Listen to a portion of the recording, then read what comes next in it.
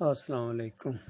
یہ بڑی اچھی تحریر کسی نے لکھی ہے، اس مشرق قوم کے اوپر، باغیوں کے اوپر چوٹ ماری ہے۔ دیکھیے ناصر صاحب، یہی وہ چیز ہے۔ اب دیکھیے اس تحریر کو پڑھنے کے بعد، یا یہ جو ملکی حالات ہے بندہ کے، پھر سارے ہی ایسے ہیں جی، یہ سارے نہ کہو نا، یہی مسئلہ ہے، یہی مسئلہ ہے۔ یہ تو دنیاوی لحاظ سے ایک بات ہے، عقیدے کے لحاظ سے بھی یہی مسئلہ ہے۔ ایک سے ایک بڑھ کر کٹا مشرق ہے، ایک سے ایک بڑھ کر۔ باقی کوئی کروڑوں میں، خربوں میں کوئی ایک دو ہو جو خالص، بالکل خالص، 100% خالص۔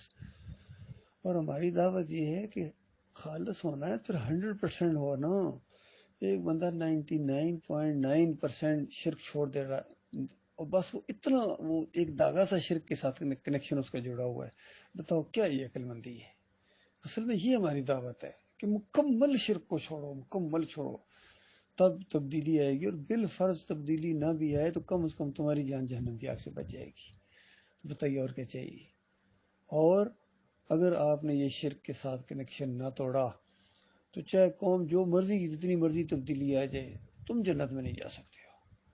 یہ اتنی سی بات ہے، سادہ بات ہے انتہائی۔ ہماری دعوت بہت سادہ ہے، لیکن جو تھوڑا سا رک کے غور کرے، اور جو رکے گا نہیں وہ بہ جائے گا ساتھ، وہ اوورال دیکھیں گے بس جی۔ پھر یہ سارے دیکھو کتنے زبردست ہیں، اتنے زیادہ مولوی صاحب کیسے، دیکھو کیسی جوشیلی تقریر کی تھی انہوں نے، اور کتنے لوگ کتنے تھے، دیکھا ہے ماحول کتنا اچھا تھا، پانی کتنا ٹھنڈے کا انتظام کیا گیا تھا، قیدین بہت اچھی، مسجد بہت اچھی ہے۔ بس اس طرح وہ اپنی زندگی گزارتا رہے گا۔ یہ مسئلہ ہے، آپ اس پر ذرا فوکس کیجیے، اس بات کے اوپر ذرا غور کیجیے۔ ہماری یہ دعوت ہے۔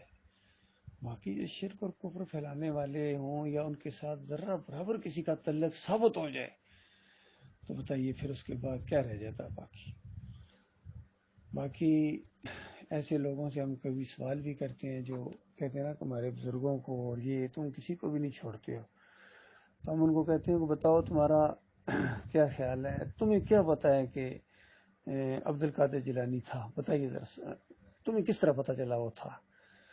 تو جتنا مرضی سوچے گا کوئی بندہ، آخر یہی جواب دے گا کہ اس کی کتاب ہے، اس کے علاوہ تو کچھ نہیں کہے گا۔ یا تو بتائیے، یا تو کہے میرے اوپر وہی آئی ہے کہ تھا بندہ، نہیں کوئی بھی نہیں کہہ سکتا۔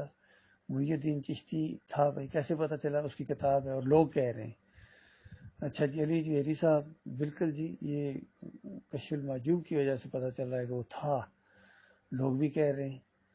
حجت اللہ البالغہ کی وجہ سے پتا چلا، انفاس العارفین کی وجہ سے پتا چلا کہ شاہ اللہ صاحب ایک ذات گزرے، مجدد الفسانی کا اسی طریقے سے پتا چلا۔ یہ ساری چیزیں اسی طریقے سے پتا چلی ہیں۔ اور باقی جو اپنے ہمارے دور کے لوگ ہیں ان کے ساتھ تو ہم اٹھے بیٹھے ہیں، لیکن اس سے پہلے والوں کے ساتھ تو نہیں معاملہ ہوا ہے۔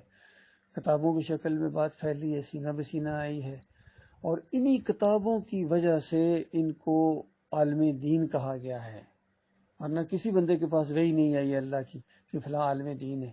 ان کتابوں کی وجہ سے ان کو عالم دین کہا گیا ہے۔ بڑی خدمت کی ہے، بڑی خدمت کی ہے۔ اب دوسرے نے جب کہا کہ یہ خدمت نہیں، یہ ٹھگ تھے، انہوں نے کفر و شرک پھیلایا، یہ ان کی کتاب میں دیکھو کیا لکھا ہوا ہے، یہ ان کی کتاب میں کیا لکھا ہوا ہے۔ محمود الحسن صاحب یہ لکھتے ہیں کہ اللہ کے بندوں کو پکارنا یہ اللہ ہی کو پکارنا ہے۔ اعلیٰ حضرت یہ لکھتے ہیں کہ نبی علیہ السلام غیب جانتے تھے، غیب کی باتیں جانتے تھے، جو چاہتے تھے وہ بتا دیتے تھے۔ عبد القادر جیلانی یہ کہتے ہیں، شاہ ولی اللہ کہتے ہیں کہ میرے والد صاحب ہر سال میلاد کی محفل کیا کرتے تھے، اس میں غیر اللہ کی نظر و نیاز کیا کرتے تھے۔ ایک سال ایسا آیا کہ کچھ بھی دینے کو نہیں تھا، غربت کا دور تھا، بس تھوڑے سے چنے تھے اور تھوڑا سا کچھ مٹھائی ٹائپ تھی، تو وہی انہوں نے کہا چلو جی اسی سے آج وہ کر دیتے ہیں، میلاد کر دیتے ہیں۔ کہتے ہیں رات کو خواب میں یہ حقیقت دیکھی، صحابہ کرام بیٹھے ہوئے اور کہیں سے بریانیاں آ رہی ہیں، کہیں سے حلوے آ رہے ہیں، کہیں سے اور کوئی چیزیں آ رہی ہیں، دودھ کی وہ آ رہی ہیں چیزیں، گلاس جگ بھرے ہوئے۔ تو ایک بیچ میں میرے وہ والد صاحب نے جو چنے دیے تھے نا، اور تھوڑی سی وہ شکر یا جو بھی، تو وہ بھی پیش کیے گئے، اور نبی علیہ السلام نے بڑھ کر اس کو لیا، یہ سب زیادہ خوشی کے ساتھ لیا کہ یہ کتنے، اور پھر سارے صحابہ نے مل کے کھایا۔ اندازہ لگاؤ، یہ کہہ رہا شاہ ولی اللہ کہ بتاؤ کہاں جائیں، کیا کریں؟ کیا یہ اللہ سے زیادہ آگے ہیں؟ کوئی دماغوں میں زیادہ روب ہے؟ تو پھر ہمارے پاس ایک ہی بات ہے کہ یہ باتیں بالکل ان کی کتابیں ہیں، بالکل وہ صدیاں بیت چکی، کہتے ہیں انہی کی اب جب کفر و شرک ان کا ثابت ہو گیا تو پھر کیا یہ پتہ نہیں کسی اور نے ملا دی ہوگی، کوئی اور ہوگا، کسی نے کوئی اور کون ہے ذرا بتاؤ، وہ اصلی لے کے آ جاؤ، تم وہ اصلی لے کے آؤ پھر بات کرنا، کوئی تبلیغی نصاب کا یہ ایڈیشن لے کے آؤ، ہر ایڈیشن کے اندر شرک ہے۔